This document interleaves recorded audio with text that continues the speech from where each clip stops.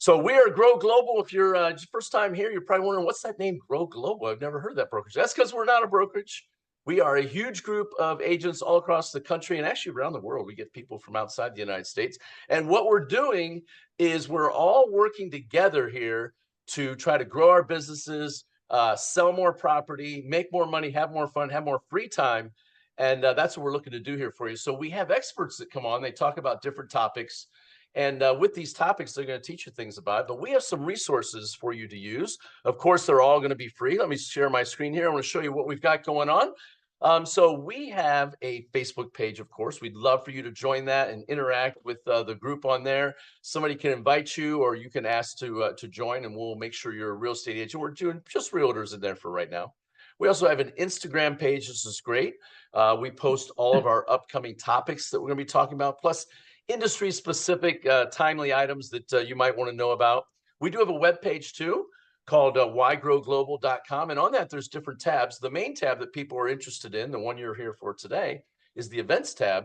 It talks about the different topics that we have coming up and different events and things like that. For those of you who can't make Mondays at noon Eastern Standard Time, we also record them. And with these recordings, then we post them on our YouTube page. And choking, there we go. And you can go back and you can watch them. Plus, sometimes you're like, man, I forgot what that person said. You can just go right back to the YouTube and you can watch it's recorded there. Man, we're cranking on there. We're up to 60 videos, 228 subscribers. So we'd love for you to jump on there and subscribe with that. But for today, let's get going with today. Man, we have a great one for you today.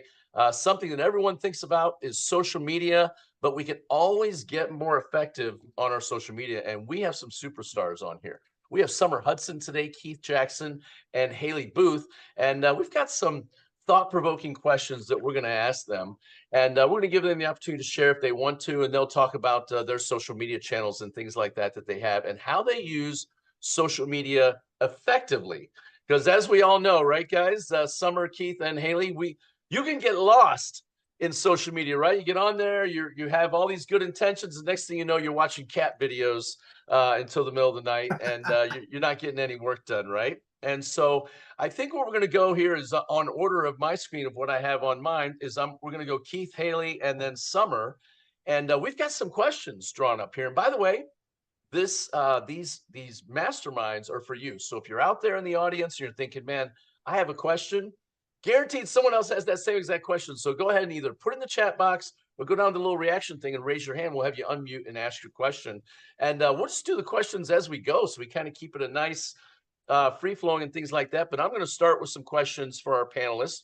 We've got Keith Jackson, we've got Haleigh and Summer. And when I come to each one of you guys, if you'd like to take 30 seconds and just tell everyone about your market, how long you've been in the business like that, and introduce yourself.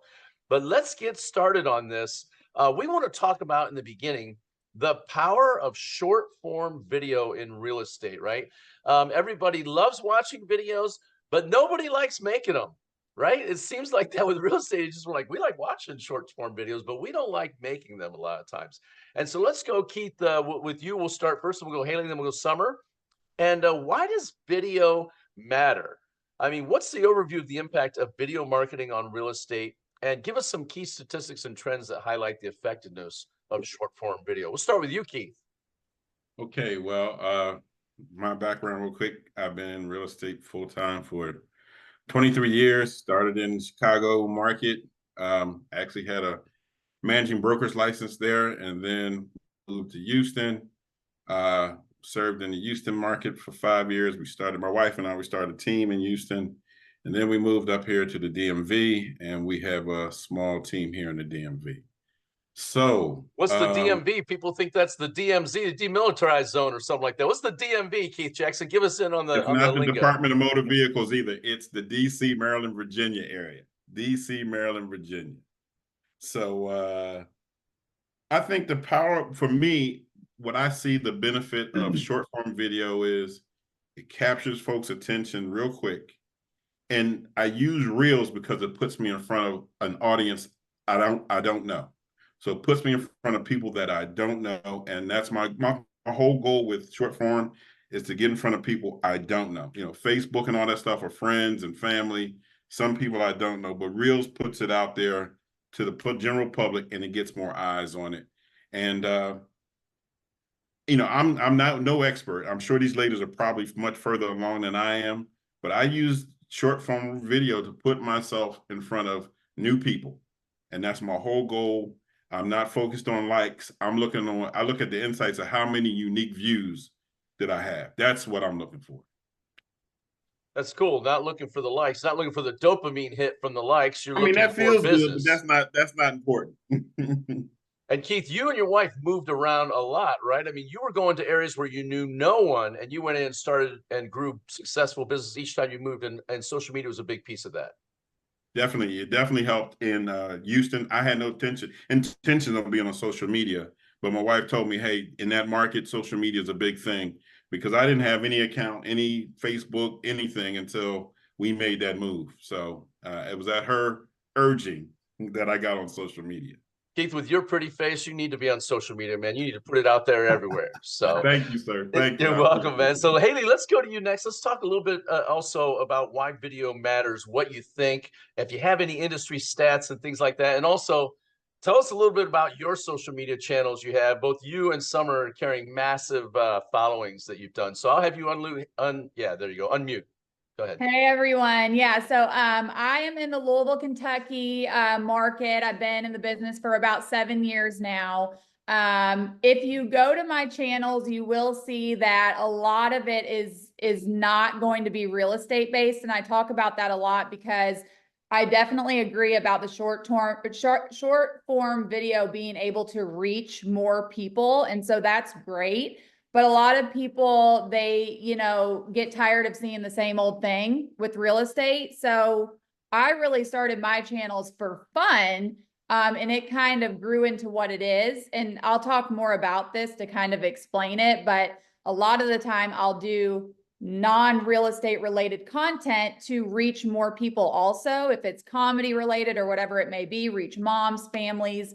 And then I'll also make sure that I share all of my real estate stats and things like that in my Instagram stories. So I kind of have a system that I go by that way. Because if you, like I said, if you go to my channels, you're going to be like, there's really not much about real estate on here. But I make sure my main goal is to stay top of mind with my sphere. And it does help because people see my videos and they're like, oh, that video was really funny. By the way, my uncle needs to buy a house. You know what I mean? So that's my stats and like what works for me. And again, I can go on and on, so I'll jump from subject to subject if I keep going, but I will answer any direct questions you all have. Haleigh, what is short form video for people who are just getting into it and things like that? What would that be described as?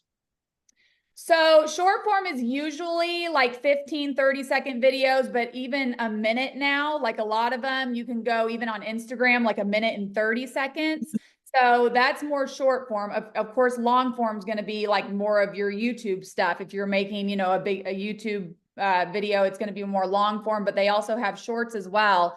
But that's going to be anywhere, like I said, 15 seconds to a minute usually.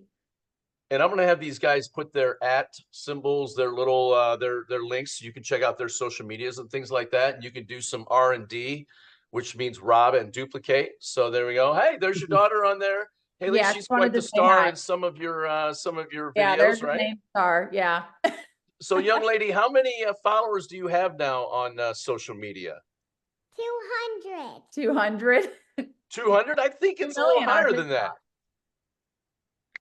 How many is it, Haleigh? You got over 1 million. We have over 2 million on TikTok, and then we have 2 million now. Yeah. Wow. Yeah. 2 million, close. Okay. That's very good. That's great. Great stuff. I love it on that. All right. So we're going to be coming back to you guys. I'll have everybody put their social media handles in the chat so people can follow you guys. Summer, let's go to you next. Summer, tell everybody where you're from and how long you've been in the business and what you use social media for and the importance of short form video. Yeah, I am originally from Florida, but I currently am in Indianapolis. I've been here for 12 years. I've been an agent for 8 years. I initially started out doing Instagram, then kind of slowly morphed over into TikTok, and now I kind of use both platforms, toggle between the two depending on what I'm posting about. I agree with Haleigh. A lot of my content on Instagram is not always related to real estate because I want people to like and know me first so that they feel comfortable with who I am. So that when they choose me as an agent, they kind of align with my personality as well. And then my TikTok is actually more long form than it is short form. But I think, you know, again, everybody's kind of hit the touch point of, you know, having short form allows you for people to have visibility. But also for me, the short form, you know, they always tell you as an agent that every day you should be touching base with somebody, whether it's a phone call, a door knock, an open house, or something, like getting yourself out there. I feel like this is just an easier way to get yourself. It doesn't feel easy, I know, but it actually, once you get the swing of it, is an easier way to get yourself out there. But for me, it's more of a conversation starter. So if I put something out there and somebody comments, well, there's my opportunity to comment back, or to like their content so that we can start that conversation and they start to identify that I'm a real human being that wants to help them. Hey, Summer, you said long form on TikTok. What is considered long form on TikTok? What is that, like, timing wise? So most of my videos are between 5 and 10 minutes long. And so anytime I do something, you know, TikTok has an algorithm to it that if you keep doing the same thing over and over, it kind of puts you in that box. Anytime I do short form on TikTok, I don't perform as well because they're like, whoa, wait a minute, this is not what you normally do. So why are you doing this? But for me, most of my videos are 5 to 10 minutes. And I think long form tends to be anything, again, like kind of like Haleigh said, anything over that 1 minute, 1 minute, 30 second video. But I do sprinkle some short ones in there just to kind of keep some of my shorts going. And so I'm going to keep with Summer on this. I'm going to go backwards through Haleigh, through Keith on this question on this. So the different types of short form videos or long form videos that you guys are using right now. I'll stick with you, Summer, and I'll go backwards to Haleigh and then to Keith. The different types. Yeah, what are the different types that are out there? So people are like, well, what do I need to get into with this short form thing? What should I be doing? Honestly, just post them. I mean, I know that sounds like the most generic thing to say, but you know, there are different types of videos that you can put out. Some of them are informative.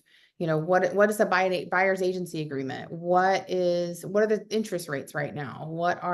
So you can do a short little clip of something that's factual or educational. Sometimes you can do something that's fun, like day in the life of a real estate agent, just to show them who you are. Top 5 things to do in X city. So, you know, your video, I like to come from the approach of, it sounds kind of crappy, but most people want something. And so for me, when I'm doing content, I'm asking myself before I post it, how am I helping somebody, educating somebody, or giving them something? And if I'm not posting something that delivers to them one of those things, then I don't post it. Inherently, people are trying to get something out of your video. So if you're not posting something that's educating them or helping them in some way, shape, or fashion, you know, sure, you can do a jig or a dance or whatever and look really cute, but what is that helping them? Summer, with? I cannot do a dance or a jig and look cute on that, so I'm not in trouble with that. But I love what you said, and I think everybody probably caught this, but I want to say it again. You're actually getting into the mind of what that person would be looking for. Like, you're pretending like you're the buyer or the seller, and you're asking, what is it I would like to receive? And then you're creating content to cater to that. Is that what I'm getting from you? Yeah, so heavily when I first started doing videos, short form and long form, I really at the time I was like, well, I'd like to do first time buyers, you know, help first time buyers. So a lot of my content was very heavy on first time buyers, how to educate them on buying a house, what's the first step, who's a good lender, that kind of thing. And then I realized all of my buyers were all first time buyers, every single one of them. And eventually I was like, you know, I'm kind of tired of being on the buyer's agent side. I want to be a listing agent. So my content is now starting to switch more into how do I help the seller? What are the things that I can help you sell your house? Does staging work? You know, what do I do to help my clients when it comes to selling your house? And so I think once you realize what your niche is, you need to educate on that niche. I like it. I like that word, niche. That's the $5 word for today. I like that, Summer. It's good. Let's go back to through to Haleigh and then to Keith. Same thing with you, Haleigh. The different types of short form videos, and where are you posting them? Where should people be focusing on? Yeah. So, I think at the end of the day, it's what you're most comfortable with, because the thing I hear from agents the most is like, they don't even know where to start. And they're like, there's so many different social media channels. It's very overwhelming. So I would start with something very basic. Like I've known Instagram for a while. So I always started with that. And I've, of course, like I said, like posting heavily on your stories consistently, about, anything from houses you show, like short little tips and tricks. This is what happened to me today. Like Summer said, people love vlogs and things like that. So you can do the short form there on Instagram, or you can do just like, an in-feed post. And Hey, then Haleigh, what's a vlog for our social media people that don't understand what that is? What's a vlog? like basically, like she said, a day in the life. So Day people in the like life. see like what you do a day in the life as an agent or something, but you always want to start with a hook to hook people. So sometimes, like on YouTube, for instance, I'll do a short form video that kind of hooks people, that says like we're doing something or we're making something, or if it's real estate related, it could be like, look at this house that only costs this much in this city, whatever your market may be. You can do a short form of that and then proceed to do a long form video on YouTube as well. But again, I think that just for the basics, like starting out, you can post on a bunch of different channels, but you need to be, comfortable with what you're doing. I love it. Great stuff on that. Keith, anything you want to add to those? Any different types of short form videos or locations that you like using that you find work best for you? Well, I got a millennial at home, and somewhere, somehow she became my boss and my director. And so she tells me, sometimes I don't have to always be speaking, just be on camera and put words on screen. And I found that does work, and so her thing is have your camera on all the time. I told her I'm not quite comfortable with that, but she says, when you're going on the showing, so whatever you're doing is content. I was at an auto dealer making phone calls through the computer, and she said, turn your camera on and capture that and post it up, put some words on the screen. So you can come up with content doing your normal job. But another quick, easy thing, which I did use, I went to Chat GPT. So just last week with the NAR ruling, I went to Chat GPT and said, give me a 1-minute reel script explaining the NAR settlement with the focus of how it benefits sellers.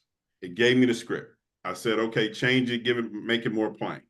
And then I took that and I put my words in it, and I made the video based on Chat GPT. So if you don't have any ideas, you can go to Chat GPT and say, give me a calendar. I want to do a reel, however many days you want to do it.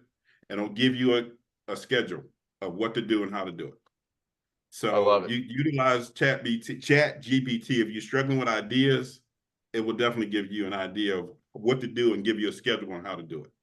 Got it. So I need a millennial in my house and then a AI living with me. Is that what you're saying, Keith? I'm going to come borrow your millennial at your place. If you don't have a millennial, you don't have to have one. But Chat GPT, we all have it. Use it and benefit from it. Chat GPT is a millennial. I love it. Well, let's keep rolling here. I'll go with Keith, Haleigh, and then Summer.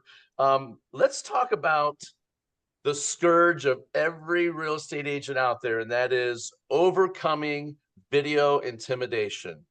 Everyone says the same thing when you're talking about making videos. I don't like the way I sound. I don't like the way I look on video. So what are some common fears and misconceptions? And then also kind of talk about those, how maybe one that you had to overcome, and maybe somebody else can kind of see themselves in you if you've had one out there, if you got a story. Go ahead. We'll go Keith, Haleigh, and then Summer. I didn't, I guess my biggest thing was when I started doing video when we were still in Houston. So, I mean, it'd be terribly hot out there. And I'm standing there trying to get the video right. I'm sweating, shirt is wet, I'm beating up. And I'm like, this is going to be a disaster, and Kelly would be on there with me. She's like, my hair is all frizzed out. I'm like, you know what? We got to put it up. Just put it up. And after a while, I'm like, some people laugh, maybe it'll get it, but it just content. So especially we started with YouTube videos, and when you don't get anything, and then all of a sudden we get a call. Hey, we want to talk to you about listing a house. So I was like, okay, so you got to get into the mindset is, I'm doing this. I don't care. All I can say is just say, you don't care. I don't care. This is who I am. I'm putting it out there. And that's just pretty much what we did. I love it. And your hair frizzed off so much, you shaved it right off. You said, You're man, that's right. it. I'm done with that, man. I just went all natural. I said, it's a lot cooler in Texas if you don't have all that mane on you. I love it, man. I love it. That's great. Haleigh, people are terrified to be on camera and to get out there and be judged by the internet. So what are these fears and how do you overcome them? We'll have you unmute. There you go. Yeah. So that was a big thing for me too. I mean, I had an agent that actually helped me through this because I didn't like how I sounded on video. I'd make a video and I'd watch it over and over and over again to the point where I wouldn't even post it. I would just do pre-recorded videos. And then I had a friend who built her business on Facebook Live videos. And she was like, would you be willing to make a video for $10,000 if you could get a deal from it just to make a video? She was like very clear cut about it. And she was just like, get over yourself then. Because obviously the answer is yes. Anybody on here would say they would get on and make a 30-second, 1 minute, 5-minute video for a $10,000 check. You know what I mean? So it's one of those things that really lit a fire under me. And it's easier said than done. But when I did my first Facebook Live video, because I kind of built my business on Facebook Live videos also after she told me that. So I got over myself. And the first time I went live, I remember I was super nervous. I was afraid I was going to mess up. And then the more you do it, you have to realize that people want relatable people to work with. They don't want a perfect person all the time. They don't care if you come on, I think that another thing is people don't record videos because they don't think they're perfectly made up. Well, if you wait till you're perfectly made up, if you're like me and work from home a lot, you're never going to create content. So I think that it's one of those things where you have to keep that mindset of that check that you can make by drawing people in, and not worrying about yourself so much, because that's your own personal insecurities that other people don't even see. It's a great point. I think Gary Vaynerchuk said, perfection is the enemy of done, right? Just get it out the door on that. Summer, some fears of being on camera. Maybe what about, do people need super expensive camera equipment and audio equipment and lighting and all that kind of stuff? What's your thoughts on that? So I know there are people that have Ring cameras. I think it depends on what kind of content you want to form. If you're the kind that's just doing strictly informational and it's straight on, I would recommend a Ring light of some sort. They're like $15 on Amazon. They're not expensive at all. Otherwise, I just use a really good quality iPhone. You can use your Samsung or whatever. I just always tell people, if you're gonna do it, try and get a camera that, phone that has a good camera on it. Do Samsungs even make video on their phones? Do they have cameras on their phones? Oh, sorry. I just started a war in the middle of our mastermind where half the people just dropped off. Go ahead, keep going. But I always say, sure, you can use your iPhone 3 or whatever, but the quality is probably going to show. So if you can use a nice quality video. Otherwise, I just use my phone. I don't use any editing things. I don't use any special things. You can buy a little tiny microphone that helps your, audio, and it plugs into your phone even. But by and large, I think what's more important is just filming it. I don't think it matters what it looks like. It's just getting it out there to start. And for me, when I started using, say TikTok, I didn't know what I was doing. And I had nobody to teach me either, because at the time, nobody was doing what I was doing on TikTok. And so I just kept toggling and tinkering with all the buttons until I figured out oh, this does this thing. And then I just started using that. Love it. Beautiful. Who would like to take this one, or maybe all three of you? Kim Campbell said, if you had to do it all over again, how would you start your channel or channels differently? So let's say you started completely over. What would you do differently than what you did the first time? We'll go Summer, Haleigh, and then Keith. Well, for me personally, I would have shot for higher price points. So when I originally started doing my content, again, I started doing first-time buyers. A lot of the houses I was doing tours of were under 300,000. And so all of my buyers were buyers that were first-time buyers. limited budgets, because I was doing a lot of education on like, how do you repair your credit? And of course, because I'm posting that stuff, I'm attracting people with credit issues and things like that. So I would say if you're going to be posting content, you need to first identify who your audience is. I wish I would have identified my audience first and then catered my information to who that audience should be. That is words of wisdom from Summer right there, right? Plan ahead of time. Who am I looking for? And then I just go out and I'm looking for the people who are looking for me in the same thing. That's great, Summer. I love that. Haleigh, how about you? Anything you do over differently? Maybe have another baby, right? So you have another little one to keep putting in there. Right. No, I mean, I think that definitely for Instagram specifically, I would have done more personal posts. Like I started just doing, like I said, real estate posts, and it just gets boring after a while. People are tired of seeing the same old thing. And I wish I would have done more video right off the bat.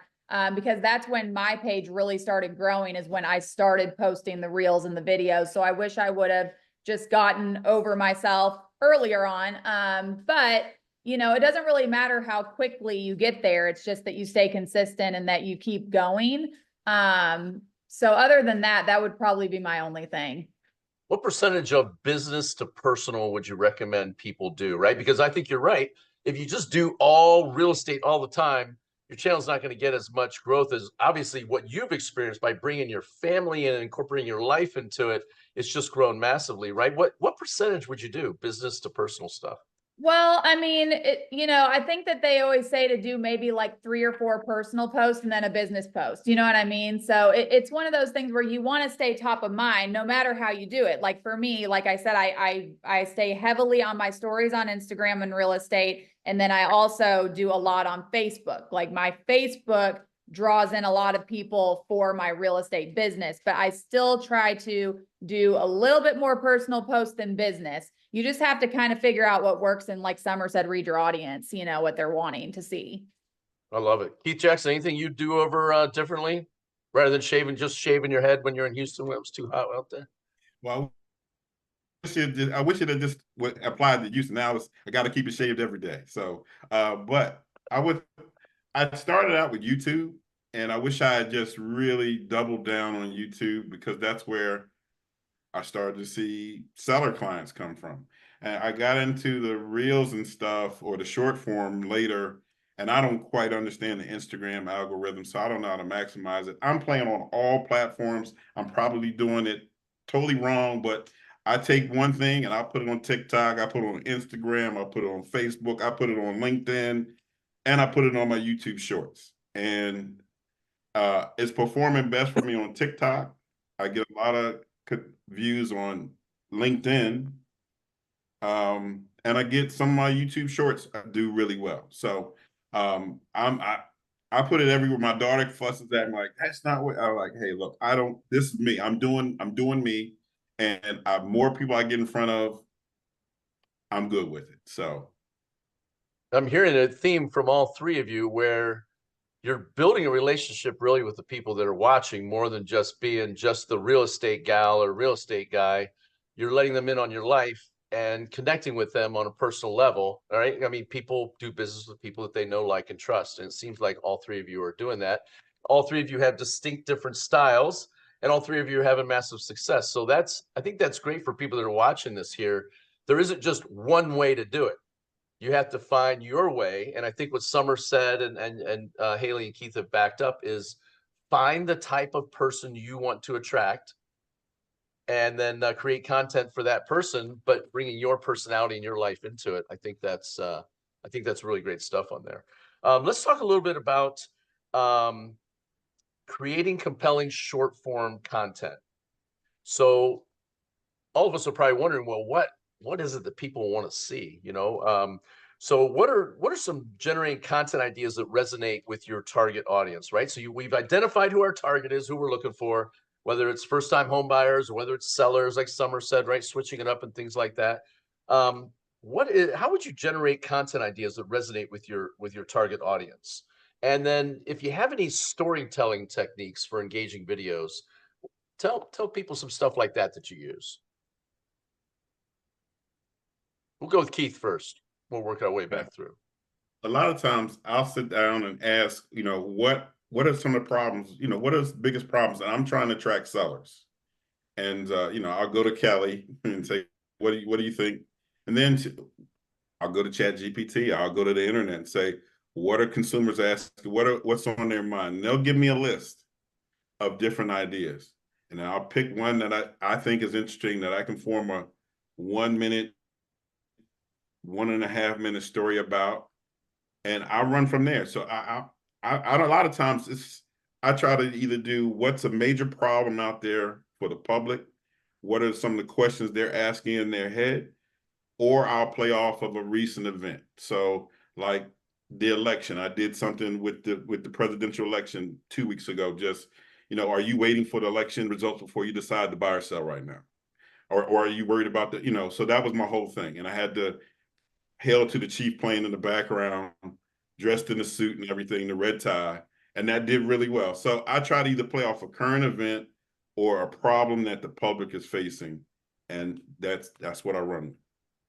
Keith, I'm going to write your name in for president. I like that. That's my choice for president this year. POTUS, Keith Jackson. You're already over there in the DC area, so you don't even have to move that far, man. We'll just move you right in. No, I don't have to move that far. This is I love it.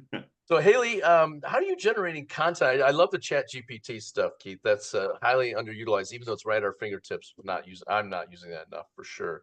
But Haleigh, how about you? How are you generating content ideas that resonate with your target audience? And do you have any storytelling techniques that you use for engaging videos?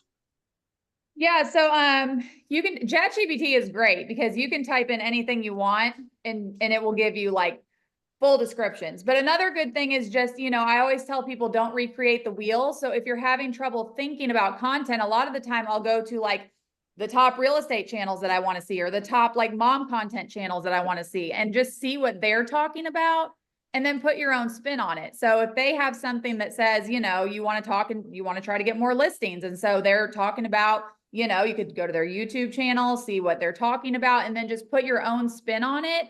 That way you're not, I think that's a big problem too that agents have, is they think too hard and then they overthink it, you know, and then they're like, well, I don't even know what to post now. But if you can just take somebody else's idea, don't recreate the wheel, Harper, and then, you know, just take it and run with it instead of having to constantly think about it. You know what I mean? So, so that's what I like to do personally. That's how I come up with a lot of my content ideas.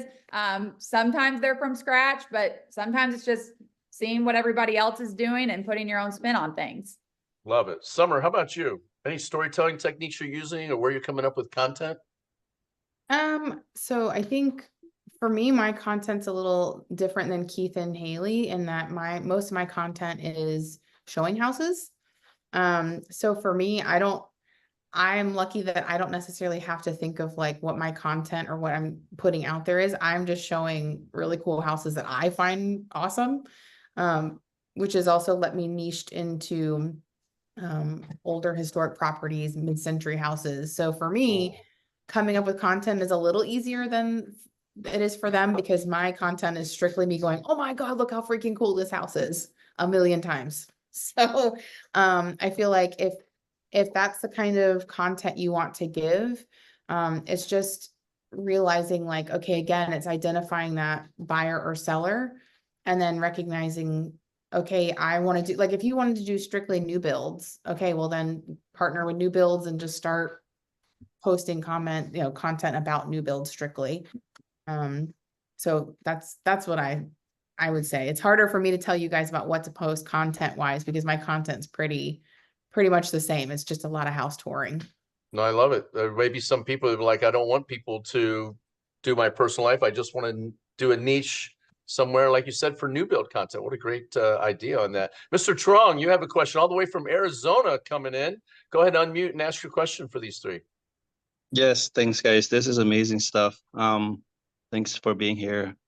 I've been investing in time and money in doing videos, and my YouTube just accidentally somehow just got taken away from me. So it's been a struggle, but I totally believe in all of this. And my question is, I think, Summer, you said that if you were to do it over again, because my biggest struggle in my business, I don't know if other have the same is niching down and being specific and doing what you love and knowing what you can talk about for days, as opposed to what you would do or should do to make the money. I have the luxury. I want to do luxury. I have zero experience in luxury. If I could, I would do it. But my language and who I talk to and who my past experience and who my past clients are totally different. My past clients are first-time home buyers. I don't, like you said, I think someone said, I don't want to do first-time home buyers all the time. I want to work with sellers. And then the sellers that I have experience with that talk to in my language are like people in distress, pre-foreclosures, probate, getting cheaper homes, lower class homes, lower price homes. Like that's my language and my branding. And I don't want to talk like that. How do I transition? Like that's my biggest struggle is, should I do that or should I do my passion, what I know and what I've been doing? So I went through this crisis myself, right? Because I just was like, I think the moment hit me when I have a friend who does more luxury style, and he was like, "Oh, I did 10 million in volume during this time period," and I was like, "So did I." I'm like, "Congratulations, glad to see you up there, doing great." And he was like, "Yeah, I sold 4 houses," and I was like, because I sold like 90 and I was like, oh my God. And so I think, and that was when I realized like, oh my gosh, I'm going to be doing 10 times the work for smaller, for the smaller houses. So, so then I did the knee-jerk reaction and started posting $1 million houses on my TikTok, and my comments went crazy. What are you doing? This isn't you. This is, ew, I would never, just my people were used to seeing first time under the 400,000 mark. And they were just so offended that how dare I post something luxury on my content? And I realized I can't just yank the rug out, right? I can't just be like, here's my new brand. I've slowly started changing my language and what I say on my TikToks and Instagrams. And I've slowly increased my price point in my videos. So when I say, I used to say, first time buyers, for example, if you want to buy a $300,000 house, yada, yada, yada. Now my language is first time buyers, if you want to buy a house at 500,000, blah, blah, blah.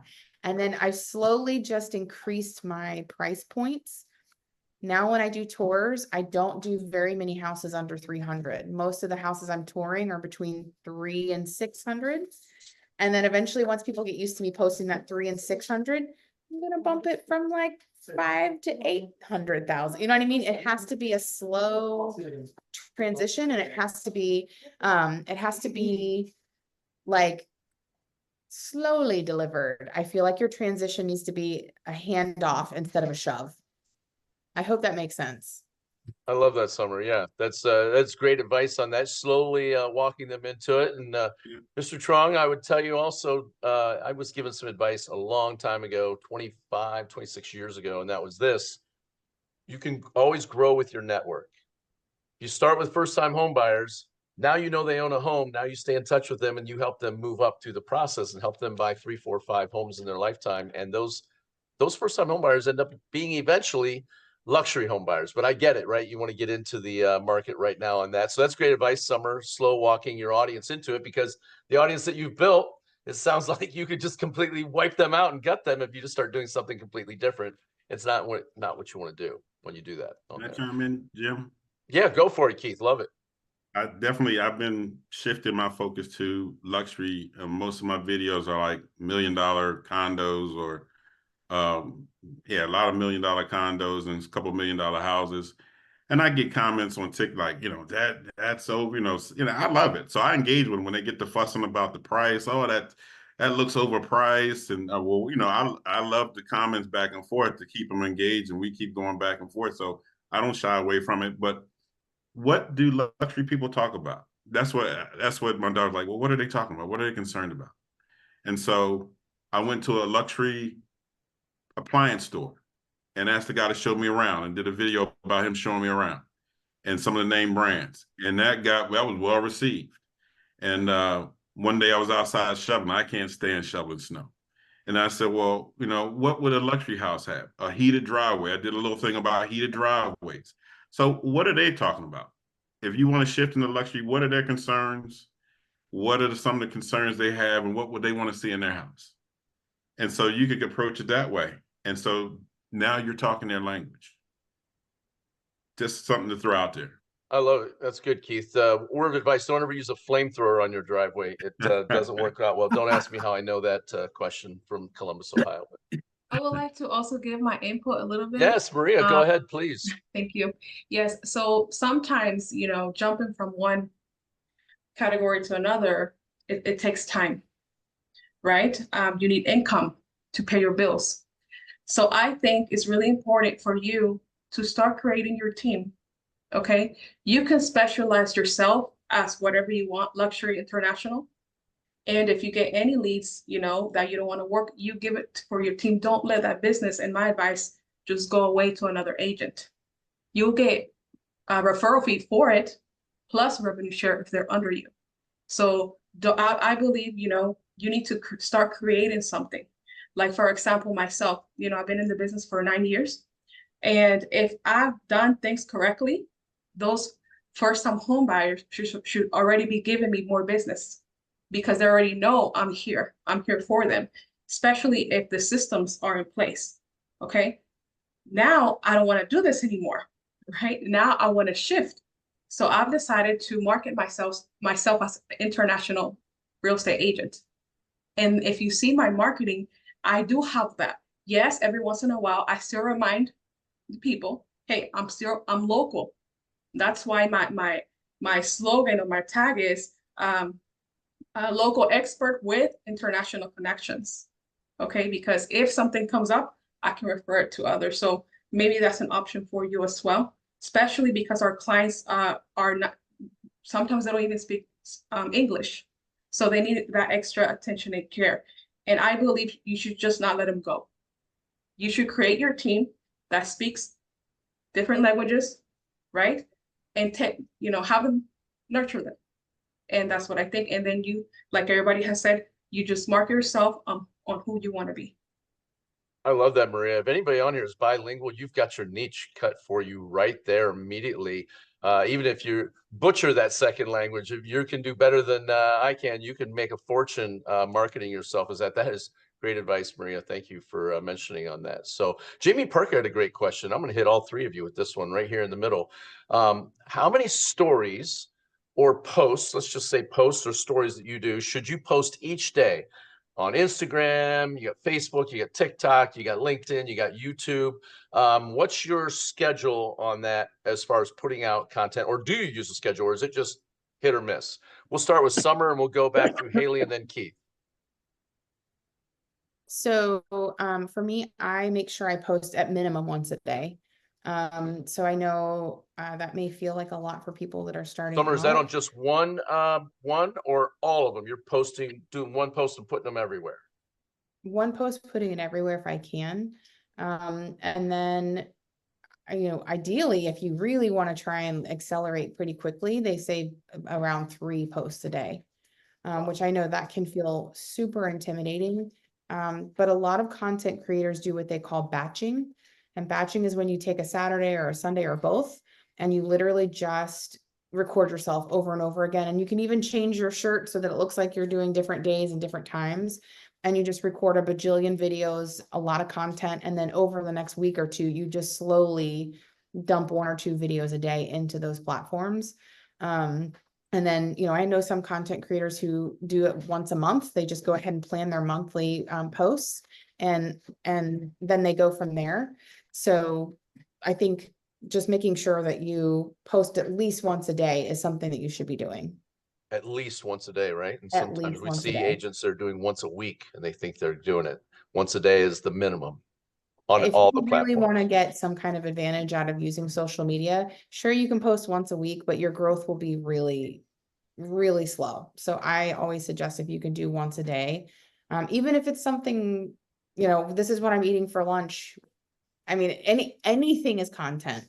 So just record. I mean, you can even pick your top 10 favorite quotes that you've read in a book or that are powerful or that are inspirational, and record yourself riding down the road and just use the image of the road of you driving and then put the text over the top, and that's it. That's one for your day.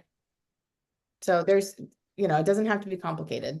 Summer Hudson ratcheting up the intensity here once a day, everyone, on every single thing you have. I love it. That's great. Haleigh, how about you? How often are you posting? Yeah, I mean, I used to do that. I used to make multiple videos in one day. I would change the shirt. I would do, you know, all the things. As I've gotten busier, that gets a little bit harder. And I know some of you watching are probably like, I don't know when I'm going to find the time to do that. But if you do have free time and can plan out what you're gonna post about, that's a good thing. But if not, like she kind of said, just post what you can and stay consistent. Like staying consistent is the biggest thing, because a lot of people, they start posting, they don't see results, and then they stop. And that's when you're going to run into a problem. So for me, if I can't think about anything to post, even if it's like making a short form video or something, at least stay prevalent on your Instagram and Facebook stories. And if you can't think of anything, it's very simple to just pull up the MLS and show a house that just hit the market. Hey, this house just hit the market. Show show a little bit of details about it, but not all, because you want people to ask. I have almost every single time I do that, somebody asks me about it. Where is this? How much is it? So leave those details out. But that is something simple that you all can do. You all should be doing that every day if you cannot think of something to post. So yes, the more you can post, the better. But as long as you get started and stay consistent, that is the best thing that you can do. Love it. Great advice, man. They're dropping knowledge bombs on everybody here. Keith, how about you? How often are you posting? I started out with a Tuesday tip, and then my daughter like, that's not enough. And so now I'm at least three to four times a week. I definitely, in the stories, I try to get something up. But as far as a reel goes, I'm probably do at least 3 reels a week, and I need to do more. And so I'm working on doing the batch creation on the weekend. I have a list of topics. I'm not changing shirts. I'm not doing all that. I'm just going to knock them out and dole them out as I see fit. Or if me and Kelly are in the car, you know, an appointment or something before the client, let's do a video together. So we'll come up with something right there in the car. So it doesn't have to be fancy. Just what can you come up with real quick, talk about for a minute. And we fuss and argue. And one time we did a reel about us fussing and arguing doing the video. So whatever it takes, you know, it's after you get used to it, you know, you got to get in a rhythm. But Haleigh hit it. You got to keep going. Don't worry about the likes. Try and get your face in the video some way, beginning, end. I have some time where I'm just in the video. I'm not saying a word, but I'm just bullet points come up. But you're the brand. And just get in the video some kind of way and get it out there.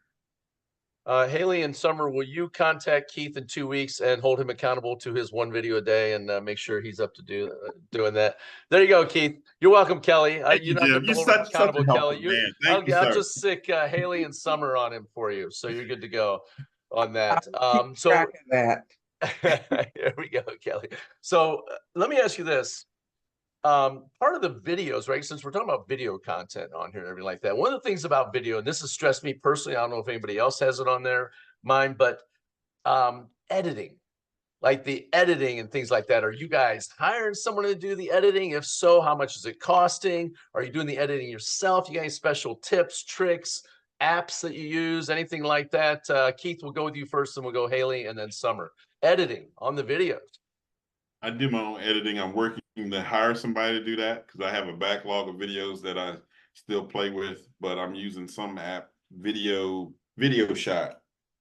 I do it all on my phone, and I can put the music in, I can put the words up, I can cut in, cut out, and it may cost me $12 a year, or maybe, you know, for the year. It's not expensive. I'm not paying no more than $20 for it for the year, and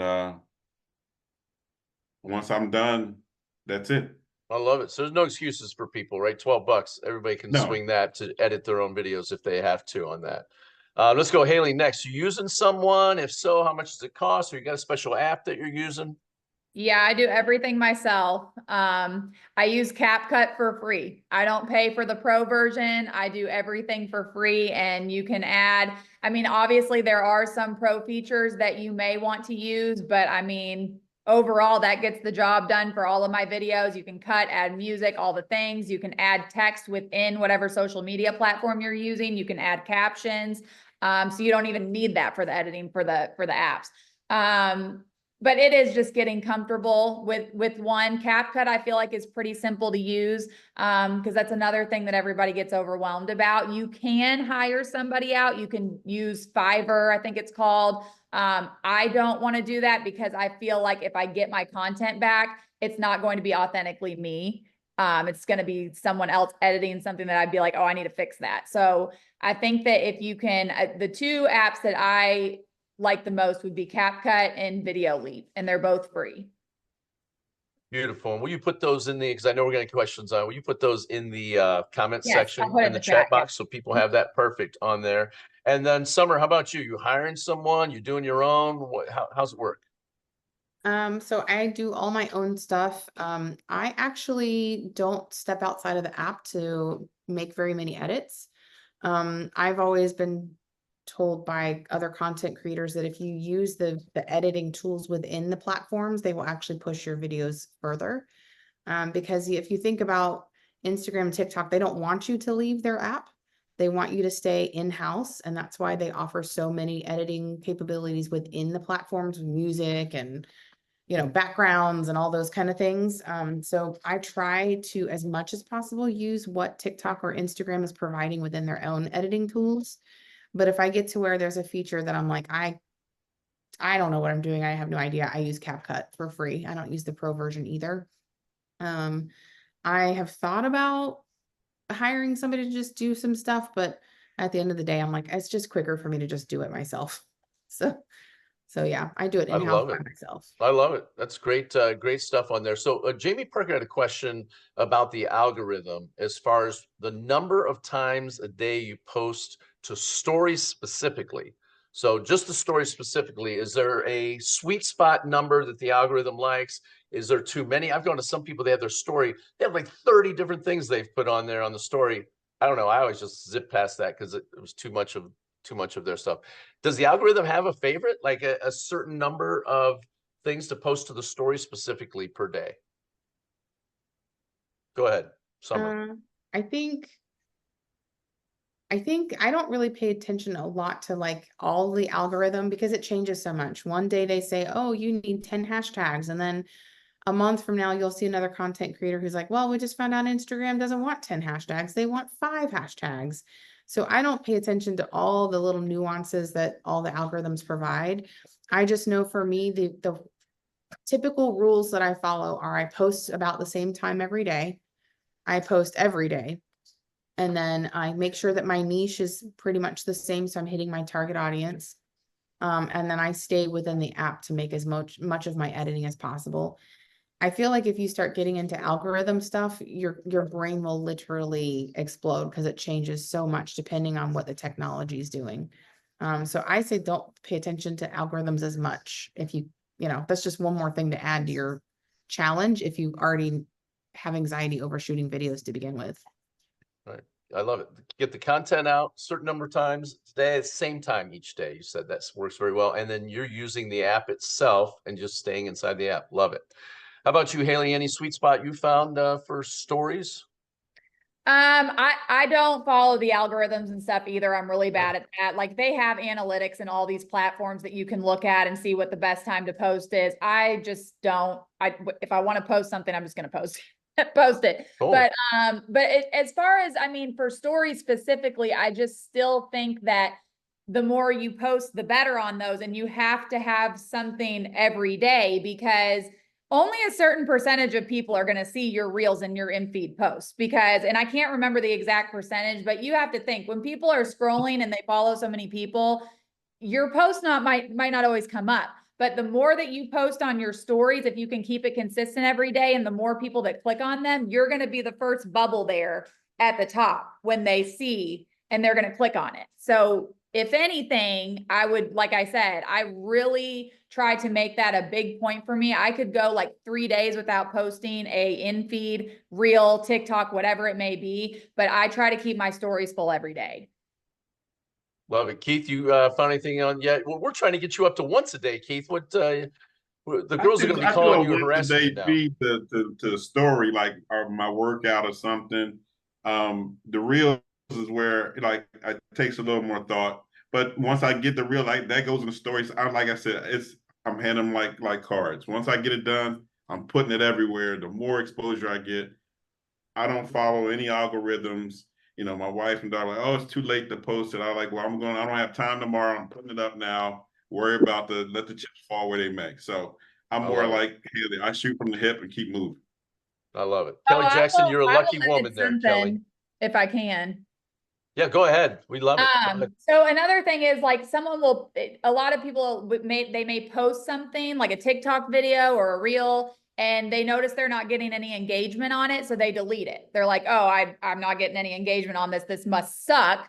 So I'm going to delete it. But there have been times where I post stuff, you know, like I said, because I don't pay attention to the algorithm, and then it will maybe not do as well. And then 30 days later, it goes viral. So don't delete anything just because you think it's not going to do well, because it just sometimes takes people some time that they may start sharing your content with other people and sharing it to their stories, and then it will take off. But I just wanted to point that out because I know that was a problem that I had, and I'm sure a lot of people have insecurities about that too. I love it. Kelly Jackson had a question for any one of the three of you to take here. And that, are any of you using an auto response system like ManyChat? So are you responding live to your people, or are you using a VA, a virtual assistant to do it? Or are you using maybe an automated system? Anybody? I don't use an automated. I get so many comments that I really try to respond to everybody, because the more you're responding, the more comments, the more engagement, the more your video is going to be pushed out. I wouldn't recommend doing a virtual like responder, just because that's not you, and that's just my take on it. Maybe somebody else feels a different way, but if I'm going to respond, it's going to be from me, just because it's going to be more genuine and come off more genuine. Same for you, Summer and Keith. You guys personally responded? But ManyChat is a goal. I don't quite understand it, but that's a goal to get there. But right now it's just me. All right, cool. How about you, Summer? Personal response? I do have ManyChat. I'm building it out. I'm not really implementing it as much as I would like to. But it is on my like 2025 radar to start building out ManyChat so that, you know, I can link up my buyers and my sellers and stuff like that. So, my goal is that you use a target word, ManyChat kicks in, and it will send people a link to fill out a buyer's agency form or things like that. And then I do not, I comment on most of my people's, like if they comment, I at least acknowledge it with a like or a love or a something. And a lot of people are like, oh, that takes so much time. It is literally no different than picking up the phone and cold calling or door knocking or all the other things that you're being told to do on Zillow or whatever. So for me, I go in and I make sure, and this is something you guys can also do to kind of build your presence while you're trying to figure it out. Let's just use Instagram, for instance. I look up the hashtag of my town every single day, and I go and comment on 10 strangers' Instagrams every day. Oh, and wow. So it's, you know, I'll do hashtag Indianapolis. And if something comes up that's sports related, I don't like sports, I don't care about sports, but I'll say, hope your team won, or was the basketball game good? Or, you know, if somebody does a picture of their hamburger, how was it? Was it delicious? And it's just 10 strangers that way, then they're like, who the heck's this? And then they go to my Instagram, and hopefully if my stuff captures them, it will. So love it. Love it. So as we're wrapping up here, I'm going to take 30 seconds from each one of you for one piece of advice that you could give, like a golden nugget that they could take with them. You've dropped a ton of knowledge bombs on here on everybody, but what's one thing that you would tell somebody is probably the most important thing they need to take from today? We'll go Summer, and then Haleigh, and then Keith. My number one rule is be authentically yourself, no matter how messy that looks, no matter how unpolished it looks or raw, because people want, in a world of digital technology where everybody's creating the illusion that everything's perfect, people actually appreciate and like to see authentic messiness, because then it makes you real and not somebody that's unobtainable. So please make sure that you, if the video doesn't look great, post it anyway. They want to see you. They don't care about perfection. I love it. And you're hoping summer, like while you're out there previewing a house, a bird comes and lands on your head or something like that, right? Because that'll go It's crazy on viral. there immediately, immediately posting. I love it. It's great. How about you, Haleigh? What's one thing everybody needs to take today from this? I think one is just start today. Definitely. Whether if you took anything from this, like I said, and you just want to make your first story post, you know what I mean? Or like get yourself on there somehow, even if you're not comfortable with your face, yourself, actually in the camera, do something today. And also just stay relatable, stay consistent, and get over your fears, because you are bigger than your fears. Love it. Big Keith, take us home. Just be yourself, say what you got to say, and don't over dramatize. Just be direct. And I will share later on, if you need help with GPT prompts, I have an acronym to help you come up with your own prompts, which we can share later on the page. Beautiful. I think we need to do maybe a mastermind on the Chat GPT and put Keith on the panel. Take notes there, leaders. Let's get Keith on the panel for Chat GPT. That's Kelly's expert. She's the expert, not All right, me. so we're gonna put Kelly on there. All right. Hey, Jim? Yes, go I ahead, Big got John. one quick question for the panelists, if you can get this in. Yeah. Can we share how, if they track how much business they get? I'd love for people to get an idea of how big this could be, but do you guys track how much business you get? And are you willing to share how much comes from your social media Yeah, side? what percentage of your business do you think the leads originally start from social media? Go ahead. Keith, we'll go with you first, then Haleigh, then Summer. I would say we get at least leads. We probably get 10-15% of leads. But for us, our marketplace, it could be $1 million sale, $800,000 sale. So I'll take it all day. Beautiful. How about you, Haleigh, Summer? What percentage of your business you think comes from your social media marketing? People ask me this, and again, because I have more of a family related channel, my biggest thing is because we stay top of mind, and I'm staying top of mind as an agent with my sphere. I do have people reaching out to me that probably wouldn't if they didn't see my videos all the time, but I don't have a percentage just because I don't have people constantly messaging me asking, real estate related questions directly. Got it. How about you, Summer? You track it? Yes, I track heavily. I am on my 95th transaction since January, and Did you say 95th? 95th transaction since January, and 89 of those came from TikTok. Wow. Yeah, so I do heavily track where everybody's coming from. In fact, it actually on my buyer's consultation, that's one of my questions is directly, where did you find me? Was it TikTok or Instagram? Beautiful. I love it. I love it. So for everybody who's on here, if you wanted these guys' handles so you can find them on social media, you can download the chat box. I think Summer, I saw Haleigh, you put yours in. Keith, Summer, you guys put your handles in there, right, for your social medias. You can download the chat by going down to the bottom of that, and there's a file down there, and you can download the chat box. So you can have that. So you can copy these guys. Well, basically, yeah, you can do some research with them. Next week, let me tell you about what we got coming next week before you jump off. We have coming for us next week is going to be Austin Chevron. Now, Austin charges a lot of money to teach this class that he's going to be doing for you here for free. And it's going to be something big. It's going to be talking about building wealth while being a real estate agent.